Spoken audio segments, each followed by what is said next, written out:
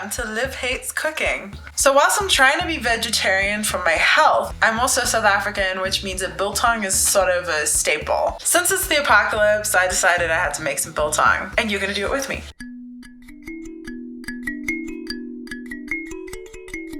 To do this, you need some kind of vinegar. You can use any vinegar.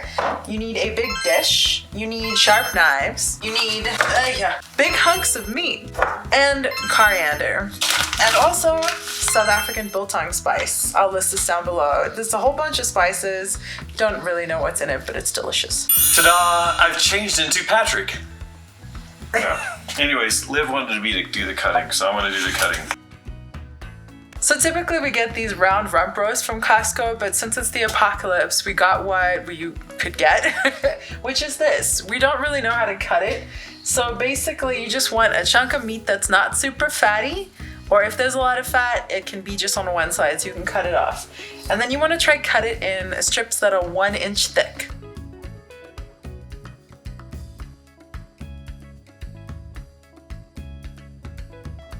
We're gonna do this one a bit thicker. I messed that up.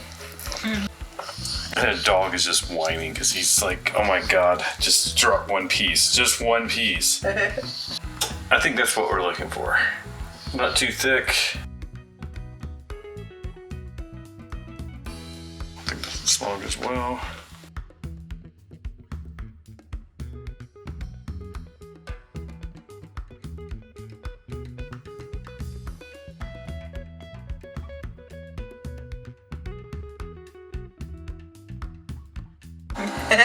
Okay, so next we gotta spice it. You wanna take your dish, pour a little bit of whatever your vinegar is, and you can mess around until you find a vinegar you like.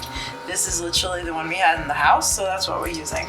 Okay, so we're gonna have a wet hand and a dry hand. So this hand is gonna be touching the powder, and this hand's gonna be touching the meat. So drop your meat in, just douse it in the spice or in the vinegar, grab some spice, sprinkle it over. Sprinkle it over again, pretty liberally, because I like it spicy. And then keep going. We don't want the meat to marinate in the vinegar so much as just be sort of doused in it, so we only put enough in that it's gonna soak into the meat that we dip in it.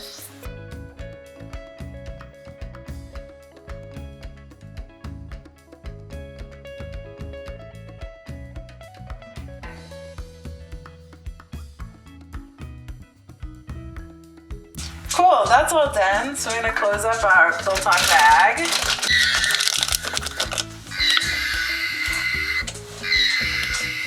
So now we're just gonna cover this up with tinfoil and leave it in the fridge for 24 hours. And that's it. That's why you wanted me to stop recording. Somebody doesn't know how to rip the tinfoil. It's better than the plastic wrap. He was like, use tinfoil or plastic wrap? I'm like, tinfoil, as though that's the thing. But really it's that, like, who can use plastic wrap and pull it off properly? Right? Who can do that? Can you do that? Who does that?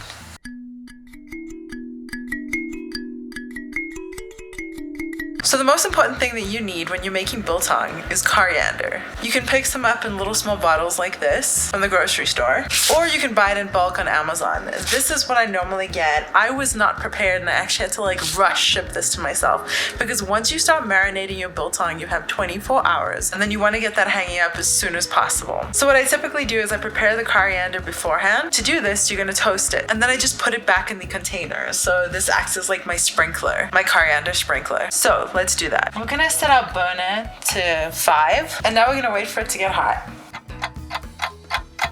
Okay, great, it's hot now. So we're just gonna pour an even coating of these coriander seeds, and then you just let them sit for a little bit. You just wanna toast them. You don't wanna burn them, but you wanna toast them. And the aroma will tell you when they're ready. It's starting to smell really good. So just toss it around a little bit and make sure that it's toasting evenly. You can probably see that steam coming off them. Okay, perfect. These are smelling great. They smell toasted and quite aromatic. But the real aroma happens when we crack them open, which we're gonna do now. So we're gonna pop this straight into a blender. And pour a fresh batch in there while we're getting this other one ready. So there are probably a lot of methods to crack your coriander seeds, but the one I use is kind of the easiest, and that's by lightly blending it. So this is kind of the dregs of the container. So you can see that they're sort of cracked in half, and some of them are over blended, but it's okay. Okay, so we're gonna pop this in our blender. And we're gonna start on the lowest setting, and I should probably put the lid on. That would have been cool. And just give it a pulse. You'll see them starting to crack, and we can start going faster. But we just wanna make sure not to actually blend it.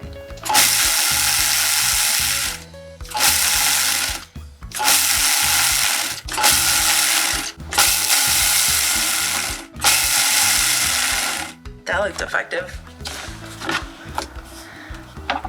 Now that's what you're looking for. This is when you're really gonna smell that biltong flavor. Oh, coriander. And you can see that they're all nicely cracked now. Now you can pour this into your jug.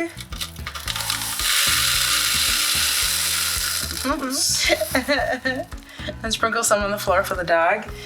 And then get your other batch ready. Oh, it smells so good.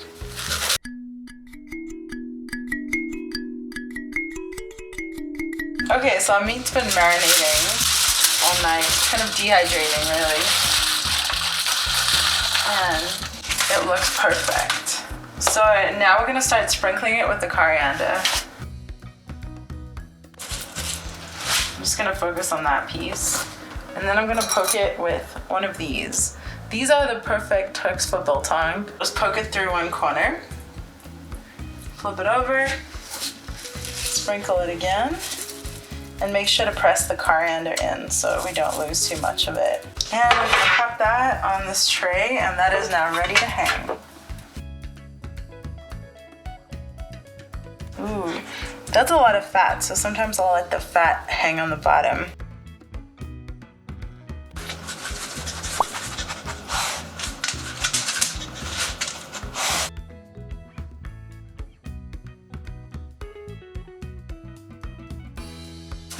So when we had the meat in here initially, there was no liquid on the bottom. So as you can see, it started to dehydrate already and pull the liquid out, like the vinegar and the spices were pulling the liquid out of the meat, which is what we're going for. Good to go. Okay, let's hang some meat. If you want the plans for a biltong box, I'll list that down below. This one I made by myself. It's super easy. You use box cutters and a drill. I have 2 computer fans and 1 light bulb. This is sort of the maximum amount of heat that you want in your biltong box. And then the fans and even having a light bulb at all depends on where you are. Like if you're somewhere humid, that could totally change too. As you can see, you lose a lot of coriander seeds doing this. So you always lay a paper towel on the bottom, and that's gonna catch the dripping meat too. Okay, let's hang. You want to make sure that none of your meat touches the side or touches the wood or touches any of the other meat, because that's potential for mold to grow. And you want to make sure that your thicker pieces are closer to the light. So this one's kind of fat, so I'm going to bring that a little closer.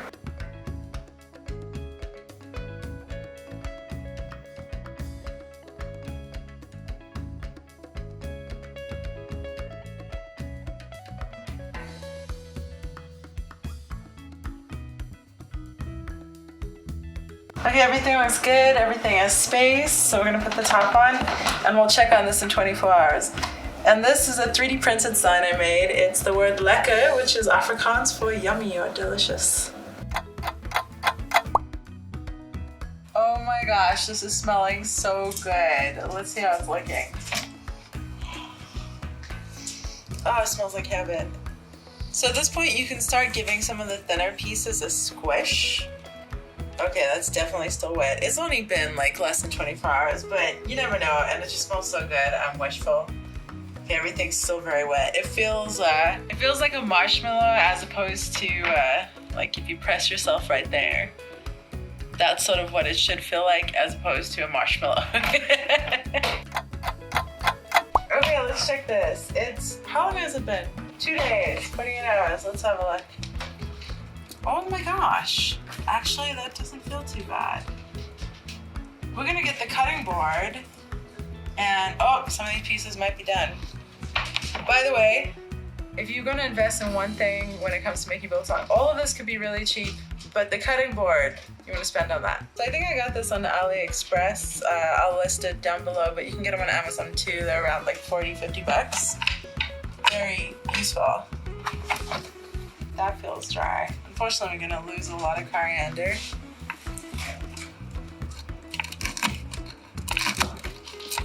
Perfect. That's delicious looking meat. It could even be a little pinker. This piece was a little thin, but it's pretty perfect. The dog's excited too. What do you think, Muggle? Yeah. Oh my God. He's desperate. All right, let's get a bag and start packing some biltong. Yeah, get a bag. Yeah. Hey, fix my bag. Delicious. Super flavorful.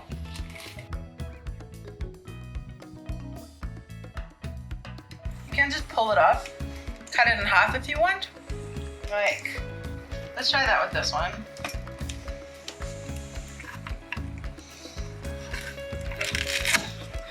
Perfect.